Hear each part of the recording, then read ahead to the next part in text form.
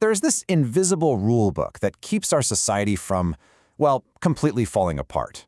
It's not posted on signs, it's not something we're taught in school, but it's everywhere, guiding how we all interact with each other. Today, we're going to pull back the curtain on this hidden system and dive into the fascinating world of tort law. Okay, picture this. We've all seen it happen, right? The classic chair-pulling prank. It's pure slapstick comedy, until someone gets hurt. But what if I told you that in the eyes of the law, this isn't just a harmless joke? What if it's something much, much more serious? This one simple, goofy act is actually our perfect entry point into the huge and really important world of torts. So what in the world is a tort? It sounds kind of fancy, but the idea is actually super simple. A tort is a civil wrong.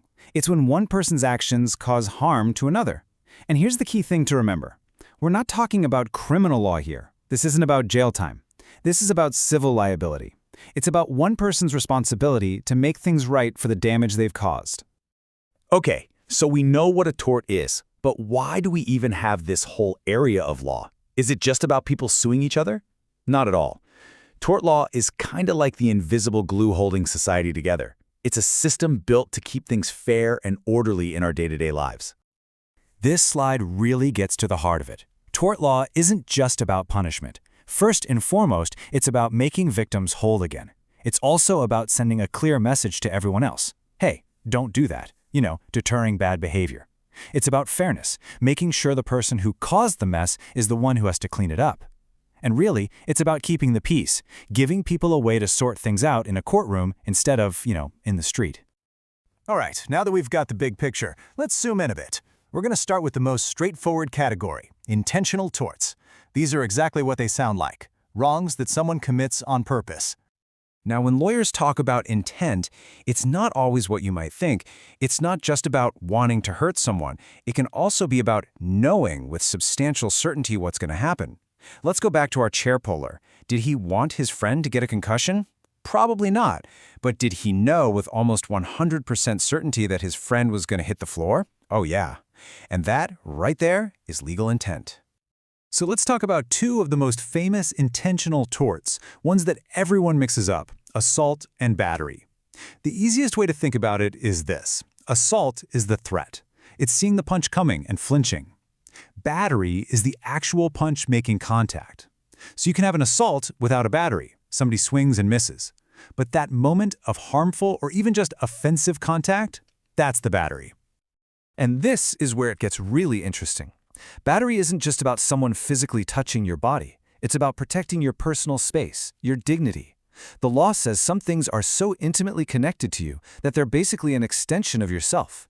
So if someone yanks a plate out of your hand as you're about to eat, or snatches a hat off your head, that's a battery. It's an invasion, an affront to your dignity. Okay, but what if you make an honest mistake? Let's say you're out in the woods. You see what you think is a wolf, and you shoot it. But it turns out to be your neighbor's dog. Does that mistake get you off the hook?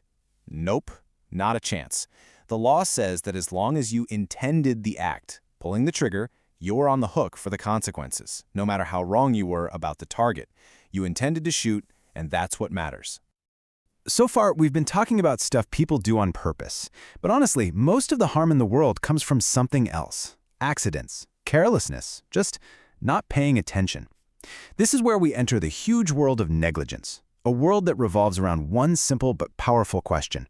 What would a reasonable person have done? To prove a negligence case, you have to establish all four of these things, like links in a chain. First, that the other person had a duty to act carefully. Second, that they breached that duty, they messed up.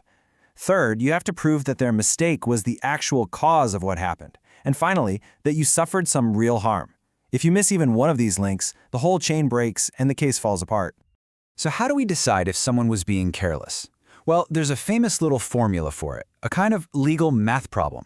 It asks a simple question.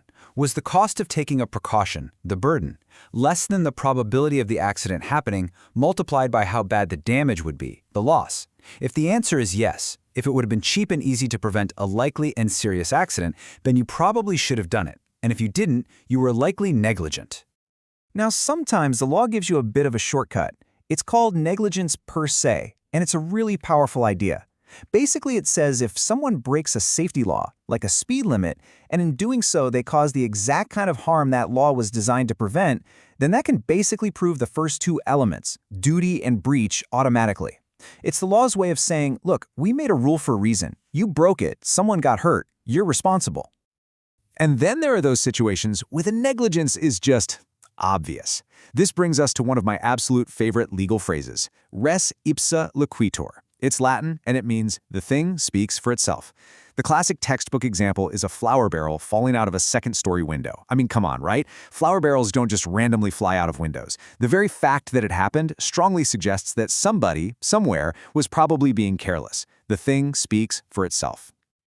Okay, so you've shown someone had a duty and they breached it. You're still not done. You have to prove their mistake caused the harm.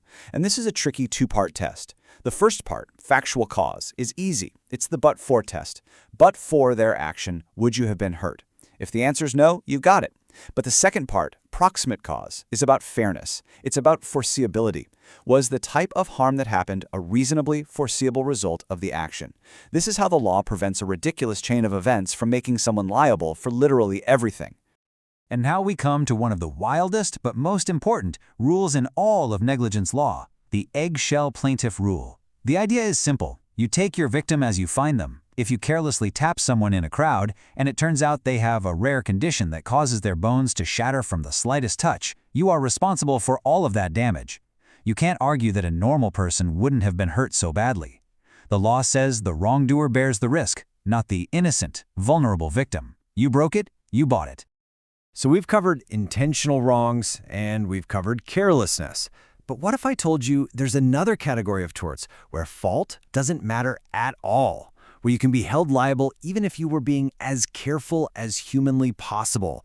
Well, welcome to the very strange world of strict liability. Strict liability is saved for things that are considered ultra-hazardous, activities that are so inherently dangerous that society has decided to place all the risk on the person doing them. We're talking about things like using dynamite, keeping wild animals like tigers, or crop dusting with dangerous chemicals. If you choose to do these things and someone gets hurt, you are liable, period. It doesn't matter how careful you were. So why do we have this rule? It seems kind of unfair, right? Well, the policy behind it is all about risk. Society has basically made a judgment call. It's saying that if you're going to engage in an activity that puts the whole community at risk, usually for your own profit, then you should be the one to pay if things go wrong. It's a simple trade-off. You get to do your dangerous activity, but you have to bear the full cost of any harm it causes. So after all is said and done, after a wrong has been proven, how does the law actually try to make things right? Well, usually it's with money, which we call damages. There are three main kinds. The most common are compensatory damages, which are meant to, compensate the victim for things like medical bills and lost wages. In really bad cases, a court might add punitive damages, which are meant to punish the wrongdoer. And sometimes you'll see nominal damages, maybe just a single dollar, to simply make the point that a right was violated. So there you have it. Tort law is this hidden operating system for society. It's the reason for that wet floor sign in the supermarket, for the long list of warnings on your new ladder, for that feeling of responsibility you have when you get behind the wheel of a car. It's the system of accountability that lets us all live together. So my question for you is this. Now that you know about it, what part of this hidden rulebook will you notice out in the world tomorrow?